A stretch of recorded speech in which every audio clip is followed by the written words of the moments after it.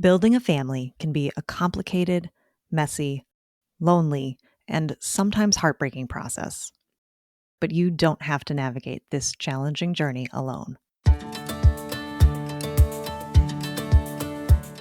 Welcome to the AllPaths podcast, where we support and celebrate all of the different ways there are to grow your family. We're your hosts, Kate, Emily, and Alexis from the nonprofit organization AllPaths Family Building. And today we're talking with Danielle about her family and her journey. Danielle, thanks so much for joining us today. Thanks for having me. Before we get into your family story, can you tell us a little bit about you? Sure. It's funny. I sort of forget who I am after a lot of this journey. So it's nice to be asked that question. So I'm a born and raised New Englander. Very proud of that. I love this area. I grew up in Massachusetts, lived in Colorado for about 10 years total, back and forth. I went to graduate school out there, did my PhD in integrative physiology, always loved science, and so pursued that as a graduate degree. And then I've also been in a lot of different jobs. I started off in doing research, scientific research. A lot of that was focused on women's health. I'm very passionate about sex differences in our bodies, the way we respond to medicine, the fact that women have been historically excluded from clinical trials. Very strong advocate for advancing the health of women in that way as well. And I ended up working in academia for a long time, teaching, which I really loved, and mentoring. I coached gymnastics. I did gymnastics for a very long time. I'm also very passionate about athlete empowerment and safety. And I've ended up in a pharmaceutical industry role on the medical side, where I've worked in several areas, including rare disease, and currently working for a company that focuses on migraine, which affects women disproportionately more than men. So it's a really nice fit for me too, because I feel like I'm helping women in that regard. And and I'm also a 6-year fertility warrior. Great. Thank you so much for sharing. Sounds like there's a lot that we could talk about, but for today, let's just focus on the family building. So when did your family building journey begin? Well, so we love to use acronyms in the fertility world, and I still don't know any of them. And when I first started looking at chat groups, I'm like, what are these people talking about? AF on flow. Like I had to figure that one out. It's like, thank God there's dictionaries out there. But so I say now that I was a CBC, childless by choice, and then became a CNBC, a childless not by choice. I never really wanted to have kids. I had a lot of aspirations of my own, and spent my years, traveling and getting higher education. And it just wasn't something that really ever resonated with me. And I think a lot of it, I finally realized, was like just not finding the right partner to do it. And it wasn't something that I wanted to do alone. I give so much kudos to the people that go it alone, whether it's by choice or not by choice. You guys are freaking superheroes.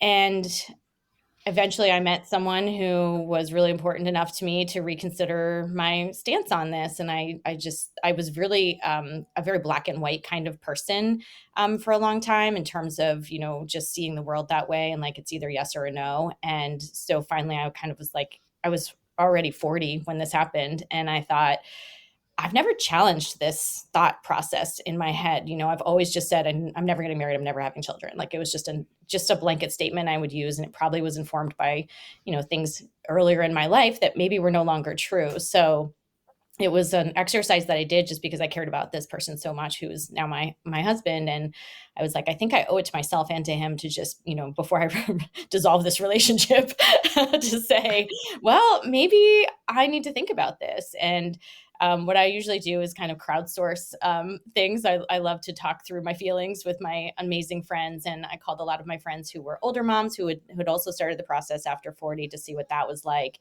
And then I just did a lot of journaling and reflecting on why did I feel this way? And do I still feel that way? And would I still believe that in this current relationship that I had with my, at that time, partner and now husband? So, and I just realized that, like, the reasons I had weren't true for me any longer. So that was step one, was just like, coming to the desire to, like, having a family, but also with this mindset, which I've always tried to keep a balance of, I can strive for things, but it doesn't mean they're always going to happen. And I remember saying right up front, to my husband, like, so I think we could do this. I think we'd be great together as partners in doing this, but I want you to know that it's not going to be completely easy. Like, I'm already over 40 and there's a lot lower chances of getting pregnant after that age. And there's also a lot more complications that can happen. And he's 11 years younger than me. So I wanted to kind of bring some reality therapy to the situation, AKA be the bummer, right, in the room. Right. Um, so, and I was also super healthy. And I think there was part of me, I am super healthy. There's part of me that kind of wanted to believe that it wasn't going to be that hard for me. Maybe I won't be in that percentage group. Right. So we started trying, the old fashioned way and I thought, again, I hadn't really read like any updates on what that process should be for older people. So we spent a year thinking, I was like, okay, they say after a year, that's when you should go seek treatment. And I would say one lesson learned there is not if you're over 35 or 36, and maybe not even in this day and age with so much unexplained infertility in younger people as well. Information is power in this case. And I would coach people to probably, seek that kind of consultation sooner than later. The other thing that was really helpful for us at the very onset of the journey was Kyle, my husband, was like, I don't really care how we have a family. I just want to have a family. And so from day one, there was sort of this burden lifted of, we're open to adoption. We're open to infertility treatments. We that was the end goal. And I think that, that really helped along the way. Of course, we got attached to certain ideas because I think that society sets us up for this expectation of what building a family should look like, because that's the way it's always been. And that's what we see the most of the time. And we probably in the past haven't really talked about the other ways that families are built, and maybe don't even know the way some families are built because we just assume that it was, the typical way, right? So that was really helpful in that regard, but it doesn't necessarily negate like the loss of each of those processes. So trying to have a child naturally, and I hate that word. I don't even want to use it, but it's like the old fashioned way. So, we sought fertility treatment at that point, or at least an assessment. And it was a little wild because the first test that came back, it looked pretty good. Like I had decent FSH levels, I recall, but then they wanted to do a stimulated challenge and I failed that. And because of that, they said, well, this is indicative of that your body wouldn't really respond to a stimulation to produce more eggs. But I was like, but my FSH levels are still in like the, premenopausal, like great range, whatever. So it was a lot of learning, even for me as a scientist I studied reproductive endocrinology in my PhD, right? So I know what these hormones do. I know how it all works, but I never really thought about it in the way that it, contributes to making a baby. I was actually studying menopause in my PhD program. So kind of the other end of the spectrum. So I just didn't understand it. And that also blocked us from getting any insurance coverage because we failed that test. And that is a state by state thing, I believe. And I don't even know if it's still true because this was back in 2018 or 19. But the state of Massachusetts at that time, if you couldn't just go in with a good FSH, you had to have that pass that challenge test with Clomid. And so from that point forward, we didn't have any insurance coverage to do what we needed to do next. So we still decided to pursue it. We were in a fortunate situation. One of the fortunate things about being older as you process this, like, if you're a good saver, I guess, I had some money in the bank. So we were able to, continue to say, okay, we can still do this. But, from that point forward, we met with a couple fertility clinics. The first one I had a few rounds of testing with, and I just didn't get a good vibe from the way they treated me, the way the conversations went. In our very first conversation, the doctor jumped right to egg donation with me. He's like, your AMH is super low. You should just think about egg donation. And I just thought it was, I was like, absolutely not. I'm so opposed to this. It was just, again, very black and white thinking. And it was also just, there was no lead up to that conversation, like, hey, I'm looking at your results. Here's what AMH is. Here's why we think that it is really associated with, egg, I can't supply. Supply. Thank you. Any kind of word right now. And so, it just was like very quick. Like he just moved me along this spectrum so fast to an area that I hadn't even considered or had time to think about. And I just remember being really irritated when I left there. And I said to Kyle, I'm like, I'm not doing this. This is absolutely not. And he was like, why? Like, why are you saying no so quickly? And I was kind of surprised that he wasn't saying no so quickly. And I just said, well, and again, very like quick response without really thinking. I just said, well, because it would be your child, but not mine. And I mean, I've come so far in this, and I know we'll get to Mhm. it in this Yeah. conversation, but I do think it's important to talk about, you know, what our minds do and kind of what we feel in the moment. And when our vision changes fast, and it's not changing because we've decided to change it, it's changed because someone else has just said, whatever you're thinking, that's not going to work. I'm telling you what you need to do. And Absolutely. I mean, I think the emotional reaction is totally understandable, but also I think it was partly because of how the conversation happened. It yes, it wasn't gradual, it wasn't educational, it wasn't supportive, yes, and all of so those. all of that contributed to the reaction. Even though, like I said, I know the emotion is one that we hear all the time when people are facing donor conception. Yeah, and so, you know, we did continue with that clinic, like I said, for a couple times, but I think I already had that sort of taste in my mouth, and there were some other things that they did that I just didn't feel like I was being treated very well, and in this case, I mean, we all pay for our healthcare in the US, but, like, in this case, like, we're paying this is like a benefit. This is like a choice. It would be like going to like a high-end department store and having them treat you like Julia Roberts in Pretty Woman, right? Like I was like, no, I'm paying a lot of money for this and I expect like good customer service in Mhm. addition to, you know, the science and the treatments that you have to offer. So we decided to switch, which you know, can be hard because everything you do with decision making in the fertility journey, as you guys know, you burn time. And Mhm. I think we're so attached to this idea that like, oh my God, I have to hurry. I only have a few eggs left. If I want to try to do something with my own eggs, you know, or I'm just getting older, you know, that kind of stuff. And that mentality I think is kind of hovers over us a lot. But I think it's really important if the decision is not right and you're with a clinic that you're just even feeling a little bit iffy about, you could be with them for a while and this is a really important time in your life and you want that right partnership. So we went over and we just said, well, we'll just go talk to somebody at a different clinic and see how we feel.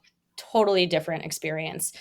Our doctor sat there with a piece of paper, wrote out the statistics for everything. You know, you have a 1% chance of getting pregnant naturally. You have about a 2% chance of doing IVF with your own eggs. And you have about a 65-70% chance of having a live birth with donor conceived process. And uh, donor egg.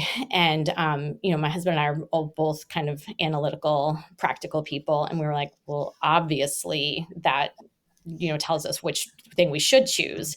But then, you know, the emotion comes in a little bit. And, you know, about 20 seconds later, I was just like, I don't know, but I might want to try. Maybe I'll be one of those people that gets the 2%. Mhm. And the doctor was great about it. He just said, yeah, he's like, it's not a 0%. He's like, it's, you know, I'm telling you kind of what the facts say, but have I seen it happen? Absolutely. So he's like, I don't want to, you know, it's your decision, but a lot of people want to try first with their own eggs just to say they've tried and if it and kind of rule it out, right? Otherwise, you'd never know.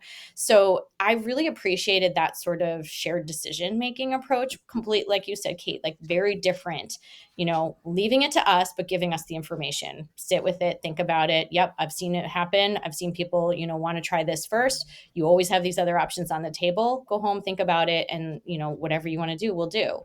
And that kind of attitude really persisted throughout our journey there. And I'm really glad we made that switch and had that doctor because there were plenty of times that we had to switch again. So I did try IVF with my own body. The first protocol completely failed, and I didn't even realize there were different protocols. So, you know, I was getting the highest dose of everything because of my age and my ovarian reserve status. And then I think 3 days into monitoring, I will never forget this too. This is another thing to be mindful of is the people who are taking care of you, the ultrasound techs and the phlebotomists are amazing.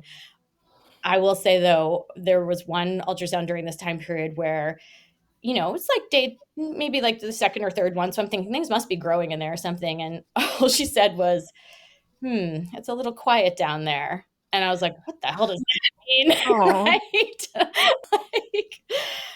So I sort of had a hint that things were not going well. And we got a call, I think the next day, that was like, your body's not responding, like nothing's happening essentially. And we're on the highest dose. So I was like, okay, that's it. Like we tried it, it's done. And he was like, well, I mean, there are other protocols if you wanted to try something different. And so kind of that door was not totally shut. It cracked open a little bit. And, because I think we did want to make sure that we tried everything without regrets, I was like, okay, well, let me do a little reading. And this is where I have the benefit of being a scientist, of knowing how to read scientific literature. I went to PubMed and I was just reading all of these articles about, fertility treatments, specifically in women over 40. And I found this paper that talked about a protocol that had been shown to be more effective in women over 40. And it was actually a low dose protocol. So I was like, well, this is interesting because their inclination was to hit me with the highest doses because of my age. But yet this paper is saying that that's actually not the right approach. And it was pretty recent too. So I went to the doctor, had a virtual call with him and was like, I read this paper. I know doctors love it when you do this, but seriously, you have to advocate for yourself, right? I'm like, I didn't like just Google it. I was like, no, I read the data. Like it looked, and he was like, no, you're absolutely right. This is totally an option. He's like, we kind of look at it either way. We either hit you with like the largest hammer, but no, there's some, data to suggest that this might actually be a better process. So I was like, well, let's try that then. And then we'll call it if it doesn't work. And it did work better. I grew, I think 4 follicles, which I was, and this mantra, which also kind of kills me. But you'll hear it all the time if you're on this journey, like, well, it only takes 1 egg, right? And you're just, but when you're in, like, you have to go through these stages, right? And in that stage, I still had a little bit of that like hope, like, well, it only takes 1 egg and like he's seen it happen before. So I had 4 follicles. So I was like, oh, that's great. But then another thing I didn't know was that you don't always get an egg from every follicle. And again, I don't feel like this was explained well along my journey. And so when I woke up from the egg retrieval, and this was during COVID, so I was in there by myself. I'd never been under anesthesia before. I was terrified.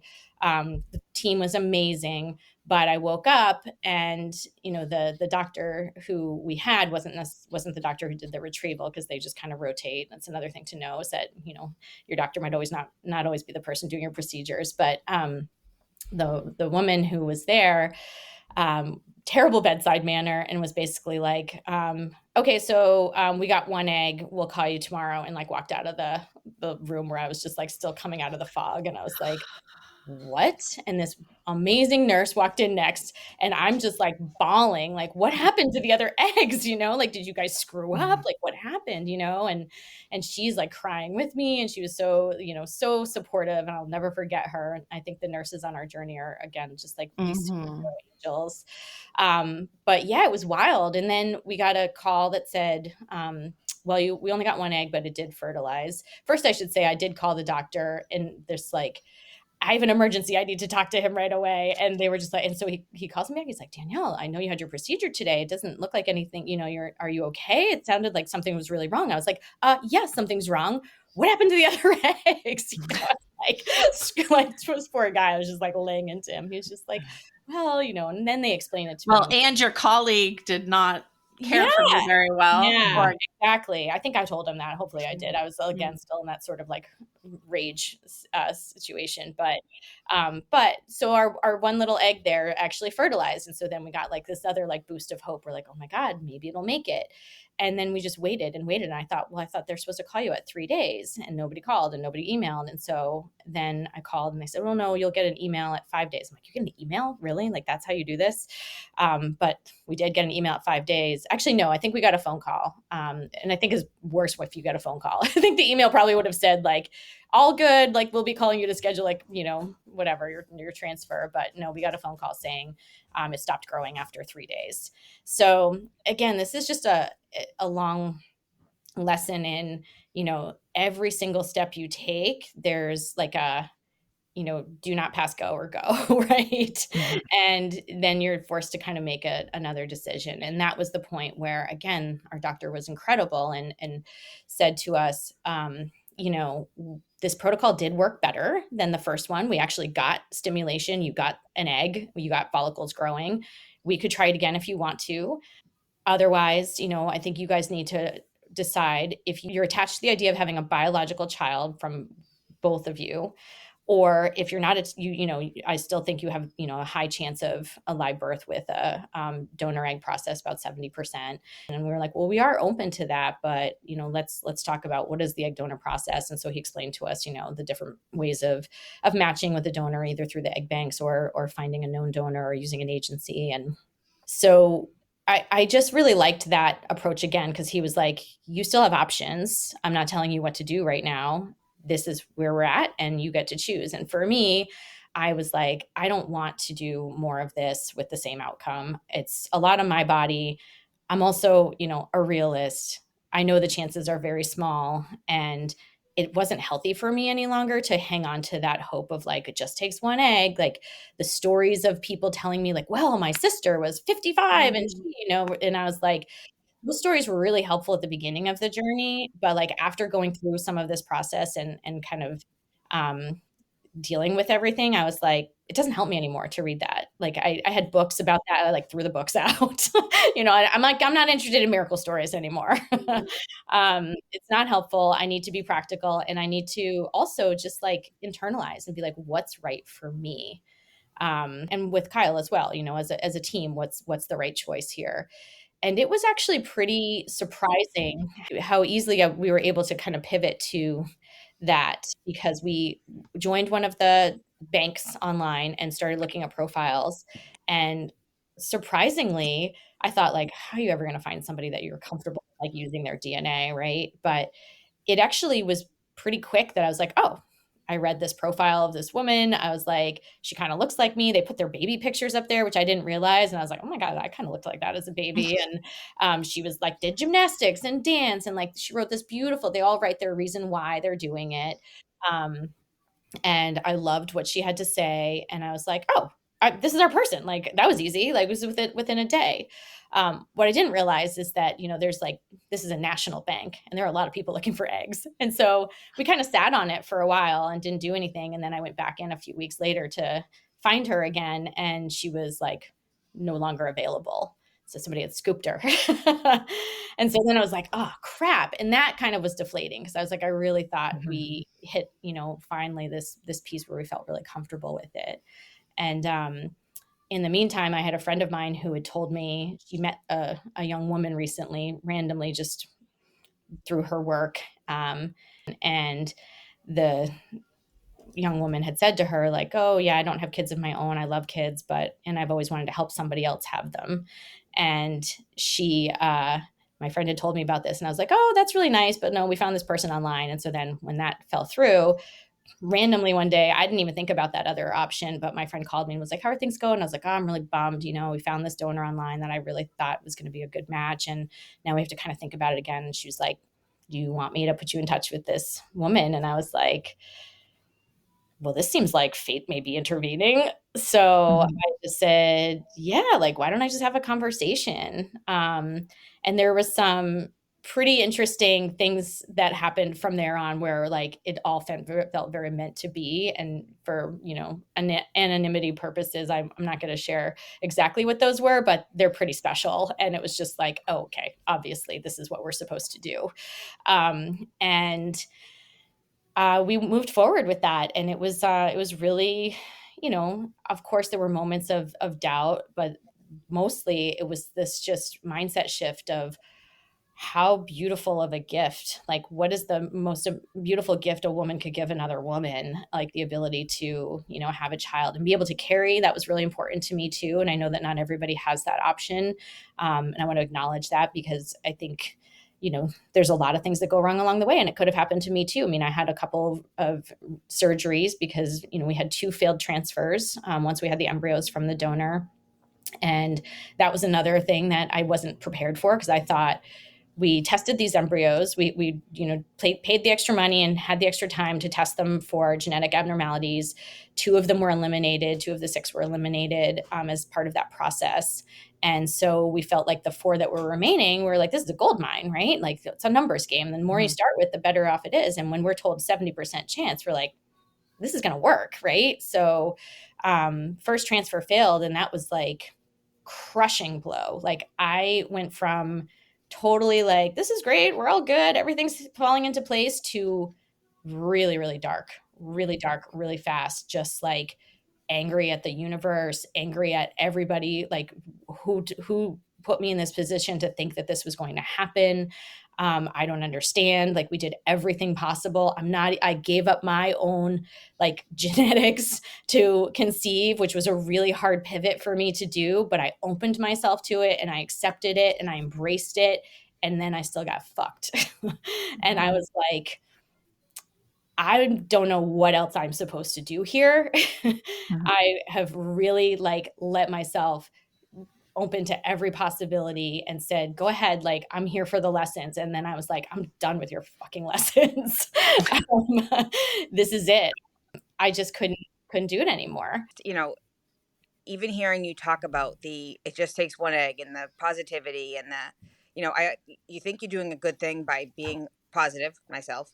And it's just a good lesson to know that it's not always that way. Do you have any tips on what someone could say then? Yeah, I think you're spot on, Alexis, with the I mean, the toxic positivity in this world that we live in when we're struggling to conceive is real. And I know that people are doing it because they don't know what else to say. They're well intentioned, blah, blah, blah. But you really, I think, from the very beginning, have to set a boundary around who's going to be allowed into your innermost circle when you start this journey, because it's still a small pop. I mean, there's it's 1 in 6, right? You know, a lot of people that we know are not going to have problems conceiving, right? 1 in 6 of us will. But for those people that don't have any challenges, it really is unfathomable to them. Like, they really don't know what to say. They don't understand it. They don't get it. And it's best to just kind of keep them out of your story, I think, even if they're really close friends or family, Mhm. just for the benefit of you not snapping at them at some point. That's how I felt like about it. I was like, I'm not going to talk to this person because I know I'm going to lose my shit on them if they say something like, "Oh, just keep your chin up, Mhm. just try again," and I'm going to be like, Just don't say just. Yeah. exactly. Yep. And I think to my thought is that, some people, it is comforting and it is inspiring to hear that it only takes one. And we know that is true. Yeah. So I don't think that phrase necessarily is going to upset everyone. My thing is that sometimes people are too quick to say something like that or exactly that without acknowledging your disappointment and that all Yes. you went Mhm. through. If someone, I mean, I think one of the, kind of dangerous things sometimes online is like people comparing like the number of eggs they got Mm, in their egg Yeah. retrieval that then fertilized, and like it is hard to see these like huge numbers and you're like, oh my gosh, Yeah. but yeah. I think we just have to like acknowledge people's emotions first and meet them where they are, and then also try to infuse that hopefulness in a gentle way, and to just and you can even say, I know sometimes it's hard to hear this, but it can only you can be successful with one embryo or Yeah. one egg. You can say it gently, just like Yeah. not but Mhm. I think acknowledging the emotions is I helpful. think I think that's true, and I think the further along you are, I think you get a little calloused over time with it Mhm. too. And at first you're probably like, "Well, I don't want to say anything. I know they're just trying to be nice," and like, "Okay, yeah, thanks." You smile, and then you go and cry after you leave their presence. I mean, the further along I was, I mean, I had a situation at one point where I met someone new for the first time. It was like a business owner situation, and I was like, just so for some background, like, I'm going through this, you should know this. And they were like, "Oh, well, just so you know, like, I know plenty of women who've been through this just like you, and now they have just as many kids as they want." And I resisted the urge to like want to tear their throat out, but Mhm. I just calmly, like, I took a deep breath and I just said, "That's not my experience, and it's actually not helpful to hear that."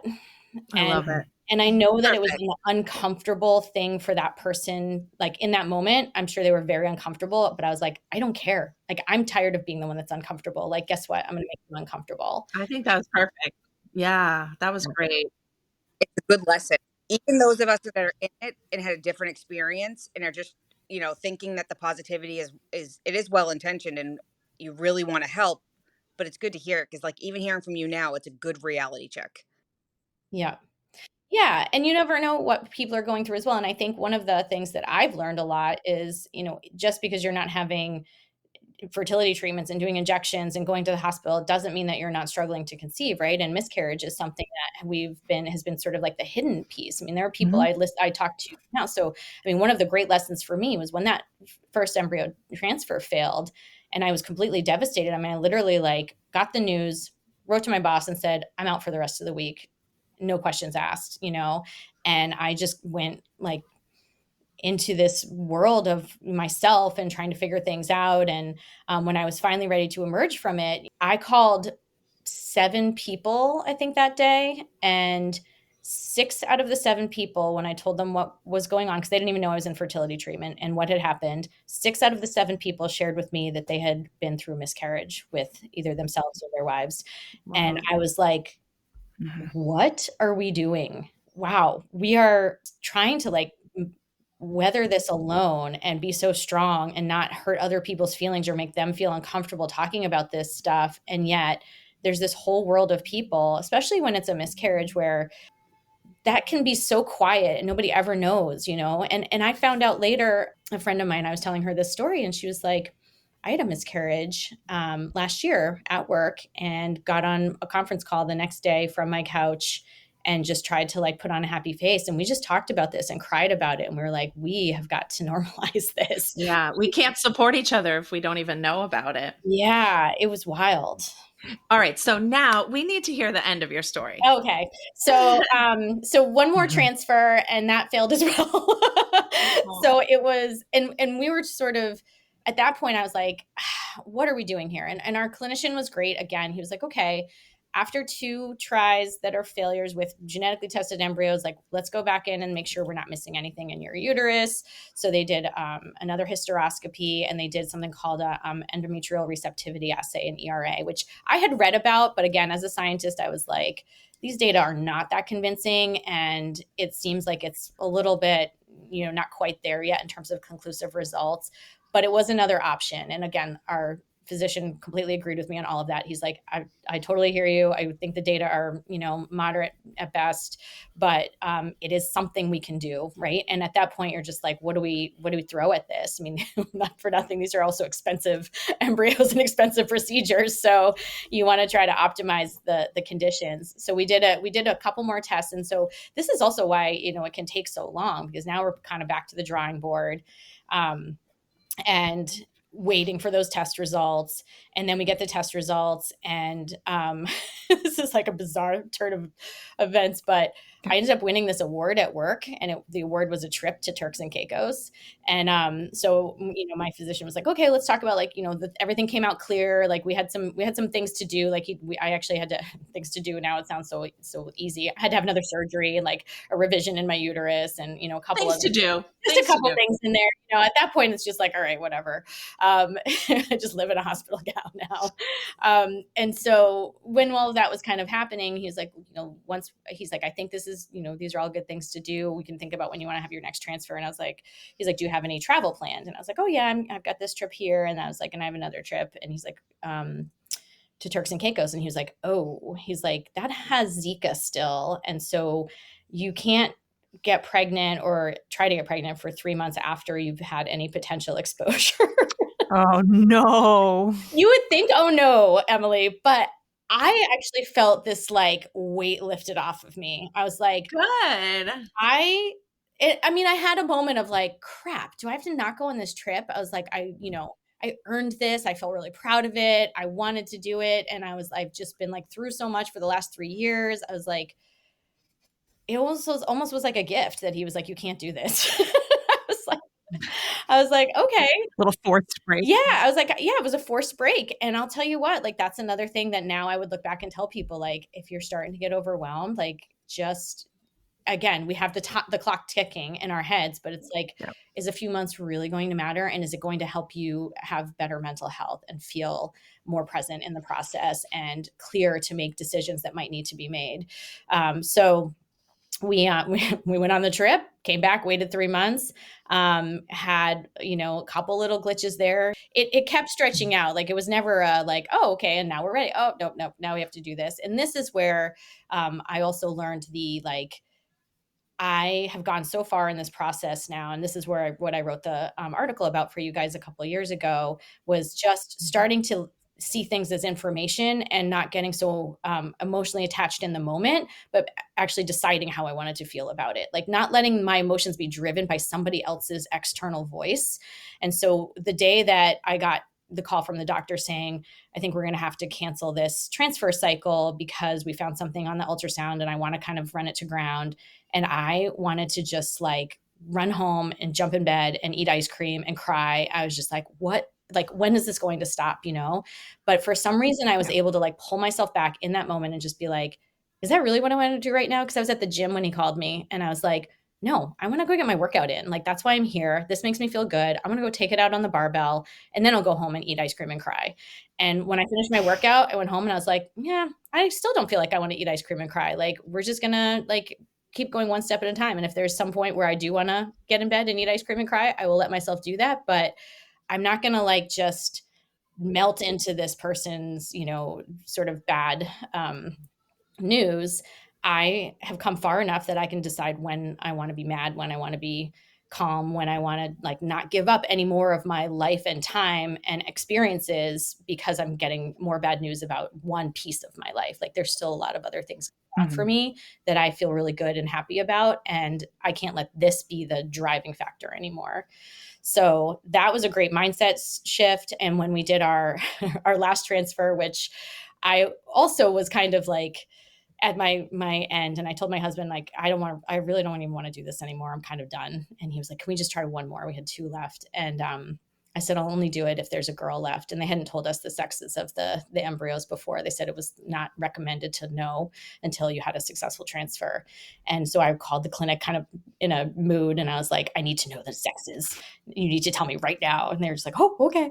And so they told us, and there was a girl in there. And I was like, I don't care what number she is that she's supposed to come in. She's going next. And they were just, and she was supposed to be the last one, but I was like, nope. I was like, I've always envisioned that I had a daughter. I've let too many people just be like, well, this is how you do it. We grade them and this is the one we put in first. And I was like, no, you're going to put in the one I want you to put in. so it was just like taking some power back once again. And I don't know if that was what did it, but we had a successful transfer and our daughter was born in February of this year. And the pregnancy was not without, could be a whole nother podcast, but that's why we have an expecting after support group at AllPaths, which I learned and I joined because you think that like once you get the positive pregnancy test, your IVF clinic kicks you out. Like after 7 weeks, they're like, oh, that baby has a heartbeat. You graduated and you're like, oh my God, I'm on my own now. And after you've had so many things happen through a fertility journey and now you're pregnant, anybody else who gets pregnant without any sort of, preparation, they're just like, oh, you get a positive test, you start planning the nursery, you have a shower, you have a baby, and life is good. And for those of us who've like been hit with so many unexpected pieces of bad news throughout the process of even trying to conceive, you just expect that, pregnancy is not going to go smoothly either. And, and sometimes it doesn't. And so that support group was like a godsend. And I was like, who was the brilliant person that realized like you still need support after you finally get your miracle baby? And it was you guys. Anxiety. That's just heightened because you didn't even expect to have this baby. And then you're like, wait a minute, now I have to be perfect. Yeah. So it's just crazy. No, it's a whole spectrum, and it's hard to talk with people who, like you were saying, Danielle, they didn't go through all of this lead up to becoming pregnant. They don't understand that you can't just close that chapter to that part of your life and be like, oh, great. Everything's, we're moving forward. We're forgetting the past, the heartbreak of all the years that came before this point. So yeah, I mean, the need for support definitely doesn't end with a positive pregnancy test. It doesn't end with a baby in your arms eventually. If that's what ends up happening, it's still, going to always kind of color your view of pregnancy and parenthood. Yeah.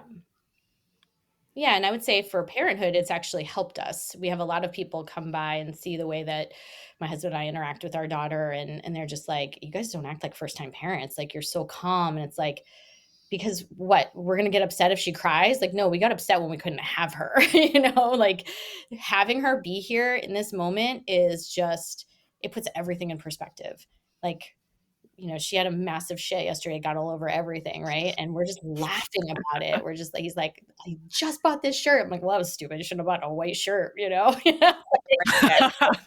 You're a dad now. You should know better. But it's that kind of mentality. I'm like, we've been through so much that now every day is just like, it sounds cheesy, but it really is. Every day is just a blessing. And every single day we look at her and we say, I can't believe you're real. I can't believe you're actually here. And I think that was sort of the, benefit of going through all of those emotions and that struggle. And it also made us an incredibly strong team. That's great. Yeah. That continues, that feeling of, is this really real? Aw, that's good to know. So looking back from, everything that you've been through up until this point, what is one thing that you would say to somebody who's just starting to grow their family? Yeah, I think having an open mind, as hard as that is at the beginning, because they sort of force it open over time. But I think that question of like, why do you want to have a family, and are you willing to be open to multiple options to build that family? I think if you can get yourself in that mindset early on, it really takes a lot of pressure off. And we're so fortunate where there are so many options to build a family, and some of them sound non-traditional and a little bit scary, and there's probably some judgment around them. I mean, we're still dealing with some of that too, but if you can just own that decision right from the beginning, and again, start to build that like healthy barrier, not like blocking people out, but just the way I explained it to somebody recently is like, if you have a bullseye, like an archery bullseye, your center bullseye is where you keep the people that you can trust are going to show up for you in the way you need them to show up for. They're not going to try to talk you out of feeling the emotions you need to feel. They're not going to push you along an emotional spectrum too quickly and just say, well, okay, well, let's just put that behind us and think about the next transfer. You need people who are going to sit in the suck with you, who are going to just be like, I'm really sorry you're going through this. I have no idea what it feels like, but I'm going to sit with you and I'm going to be here, and we don't have to say a word, and those are the people, and they might surprise you who those people are. They might end up being people that you meet on a support group that you have no history with whatsoever, but they're really going to get it. And then there might be people that you've been close to your entire life that you have to move to those outer circles just for this topic and for this part of your journey. If it's really important to do that, I think, right up front, because then you don't end up kind of getting into a situation where you have to kind of cut people out later and they don't understand why. And it's just like, that can be a little bit harder. So, a lot of it is just about taking your power, like empowering yourself. This is your journey. No one's going to get it but you and your partner, or if you're solo, and you got to find your team who's going to support you, and then, move forward with that. But also being able to come back to that open mind every time something changes, because there's going to be a lot of changes along the way. Yeah. Well, thank you. Thank you so much for coming and sharing about your family and your journey. We've referenced your article, which we'll make sure to put in the show note. I know that article has really resonated with a lot of folks in our community.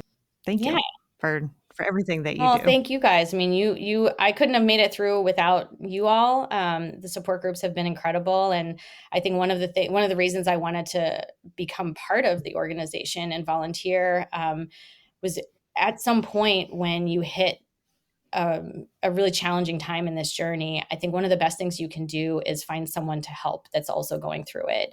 And being together, I know I probably speak for all of the peer leaders that help with the support groups too. It's as beneficial to us to lead these as it is for the people who come, and vice versa. And those of us who lead them, a lot of us attend them as well, and it's this beautiful cycle of, again, finding your people, which I love that's our motto at AllPaths, but it's so true. And when you're in your darkest places, if you can reach out to try to help somebody else who's in that space too, you start to see the light again. This episode marks our last one for this year, and we will be back in January of 2025. It has been so much fun to share these stories with you, and we appreciate you listening. We hope you'll join us next time for more family building stories and resources. Be sure to subscribe wherever you listen to podcasts, if you haven't already, to make sure you never miss an episode, and follow us on social media at AllPaths FB, or visit our website, allpathsfb.org, for more information about our work. AllPaths Family Building is so grateful to the members of our circle of support who are vital to our ability to provide emotional support, education, and advocacy that is available to anyone who needs it at no cost to them. Today, we want to give a particular shout out to our gold sponsor, Brigham Women's Hospital. Thank you for joining us and listening to this episode. Please help spread the word so that anyone struggling to grow their family can join in the conversation. It is an honor to walk with you on your family building journey, and we will see you in the new year.